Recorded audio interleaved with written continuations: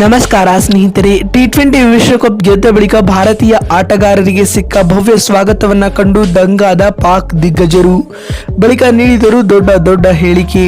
ಹಾಗಾದರೆ ಸುದ್ದಿಯ ಸಂಪೂರ್ಣ ಮಾಹಿತಿ ಏನು?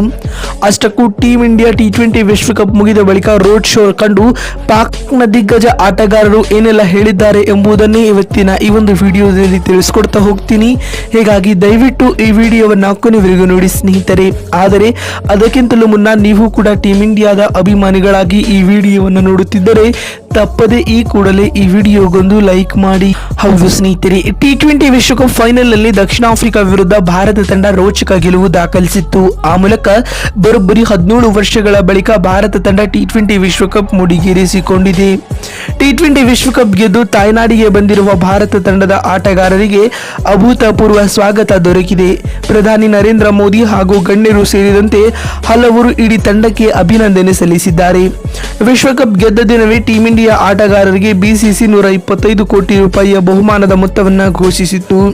ಈ ಬಹುಮಾನದ ಮೊತ್ತವನ್ನು ಆಟಗಾರರಿಗೆ ಬಿಸಿಸಿ ಇಂದು ಮುಂಬೈನ ವಾಂಖೇಡೆ ಸ್ಟೇಡಿಯಂನಲ್ಲಿ ವಿತರಣೆ ಮಾಡಿತ್ತು. ಸ್ನೇಹಿತರೆ, ಬಹುಮಾನ ವಿತರಣೆ ಸನ್ಮಾನ ಕಾರ್ಯಕ್ರಮದ ಬಳಿಕ ಮುಂಬೈ ವಾಂಖೇಡೆ ಸ್ಟೇಡಿಯಂನಲ್ಲಿ ಜಮಾಯಿಸಿದ ಲಕ್ಷಾಂತರ ಅಭಿಮಾನಿಗಳತ್ತ ಭಾರತ ತಂಡದ ಆಟಗಾರರು ಟಿ20 ವಿಶ್ವಕಪ್ ಟ್ರೋಫಿಯನ್ನ ಪ್ರದರ್ಶಿಸಿದರು. ಟಿ20 ವಿಶ್ವಕಪ್ ಗೆದ್ದ ಹಿನ್ನೆಲೆಯಲ್ಲಿ ಭಾರತ ತಂಡ ವಿಜಯೋತ್ಸವದ ಯಾತ್ರೆ ಮಾಡಿದ್ದು, ಈ ವೇಳೆ ವಿರಾಟ್ ಕೊಹ್ಲಿ ತಮ್ಮ ಅಭಿಮಾನಿಗಳತ್ತ ಕೈ ಬೀಸಿದರು.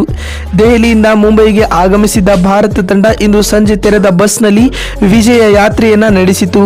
ನಾರಿಮನ್ ಪಾಯಿಂಟ್ ನಿಂದ ಶುರುವಾಗುವ ಈ ವಿಜಯ ಯಾತ್ರೆಯು ಪ್ರಸಿದ್ಧ ಮರೈನ್ ಡ್ರೈವ್ ಬೀಚ್ ಮೂಲಕ ವಾಂಖೇಡೆ ಸ್ಟೇಡಿಯಂ ತಲುಪಿತು. ಸ್ನೇಹಿತರೆ, ಟೀಮ್ ಇಂಡಿಯಾದ ವಿಜಯೋತ್ಸವದ ವೇಳೆ ಟಿ20 ವಿಶ್ವಕಪ್ ಟ್ರೋಫಿಯನ್ನ ನೆರೆದಿದ್ದ ಲಕ್ಷಾಂತರ ಅಭಿಮಾನಿಗಳಿಗೆ ತೋರಿಸುವ ಮೂಲಕ ತಂಡದ ಆಟಗಾರರು ಸಂಭ್ರಮಿಸಿದ್ದಾರೆ. ಸ್ನೇಹಿತರೆ, ಇದೀಗ ಭಾರತದಲ್ಲಿ ಟೀಮ್ ಇಂಡಿಯಾದ ಆಟಗಾರರಿಗೆ ಸಿಕ್ಕ ಭವ್ಯ ಸ್ವಾಗತದ ಕುರಿತು ಮಾತನಾಡಿದ ಪಾಕ್ನ ದಿಗ್ಗಜ ಆಟಗಾರರಾದ ಶೋಯಬ್ ಅಖ್ತರ್ ಅವರು ಈ ರೀತಿಯಾಗಿ ಹೇಳಿದ್ದಾರೆ.